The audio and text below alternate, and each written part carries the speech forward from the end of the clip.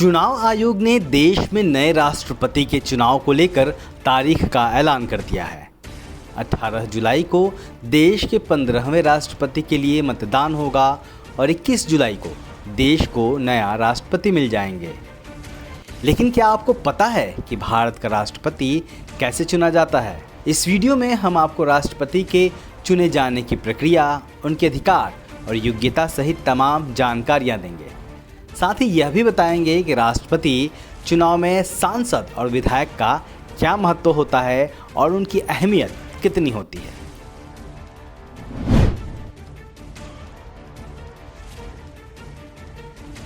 राष्ट्रपति का निर्वाचन इलेक्टोरल कॉलेज के द्वारा किया जाता है।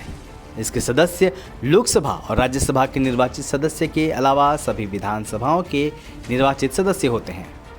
यानी राष्ट्रपति के मतदान में लोकसभा सांसद, राज्यसभा सांसद और राज्यों के विधायकों यानी एमएलए को वोट करने का अधिकार होता है। ध्यान रहे कि राष्ट्रपति चुनाव में एमएलसी यानी विधान परिषद के सदस्यों और लोकसभा एवं राज्यसभा में नामित यानी नॉमिनेट किए गए सदस्यों को वोट का अधिकार नहीं होता है।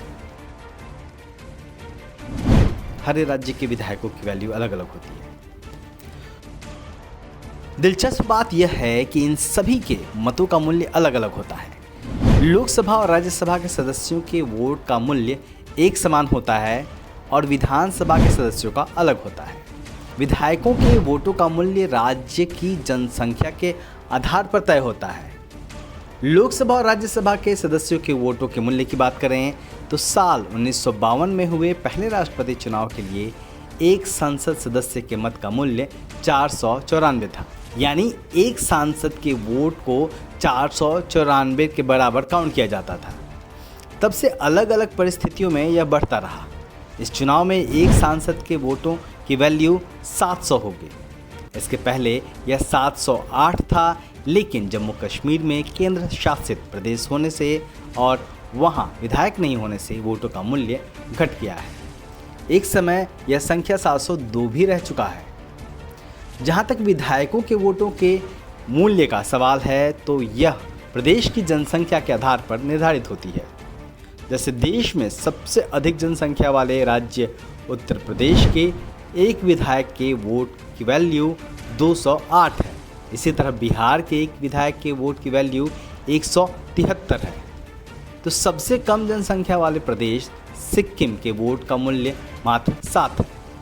यानी कि अगर यूपी का एक विधायक वोट डालेगा तो उसकी गिनती सीधे 208 होगी और वहीं सिक्किम का एक विधायक वोट डालेगा तो उसकी गिनती 7 होगी। इसी आधार पर आप राज्य के विधायकों के मूल्य का आकलन कर सकते हैं। मतदान के वक्त बैलेट पेपर पर पहली, दूसरी और तीसरी पसंद का जिक्र किया जाता है। इसके बाद जिसकी जीत होती है उसकी घोषणा की जाती है।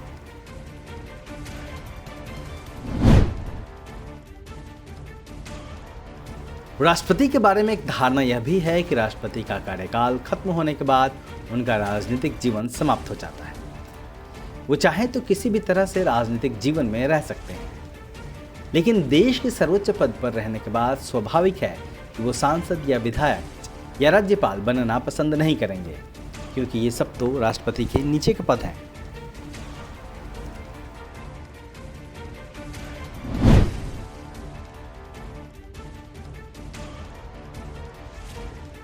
राष्ट्रपति के अधिकारों की बात करें तो भले वह सरकार के कैबिनेट और प्रधानमंत्री की मंजूरी से काम करते हैं, लेकिन कोई भी अधिनियम उनकी मंजूरी के बिना पारित नहीं हो सकता।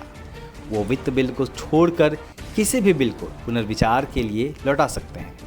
राष्ट्रपति का मूल कर्तव्य संघ की कार्यकारी शक्तियों का निर्वहन करना है। सेना प्रमुखों की नियुक्ति भी राष्ट्रपति के द्वारा ही की जाती है।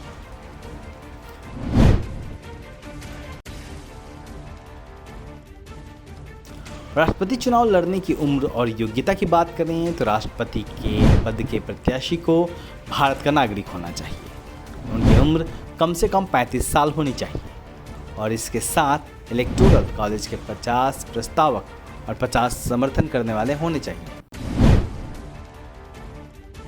राष्ट्रपति को उनके पद से महाभियोग के जरिए हटाया जा सकता है।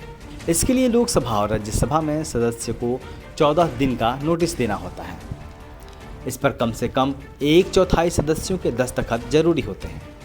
इसके बाद महाभियोग की प्रक्रिया शुरू होती है। अब तक हुए राष्ट्रपति चुनाव को देखें तो नीलम संजीव रेड्डी अकेले राष्ट्रपति हुए जो निर्विरोध चुने गए थे, और डॉक्टर राजेंद्र प्रसाद अकेले राष्ट्रपति थे जो 2 बार चुने गए।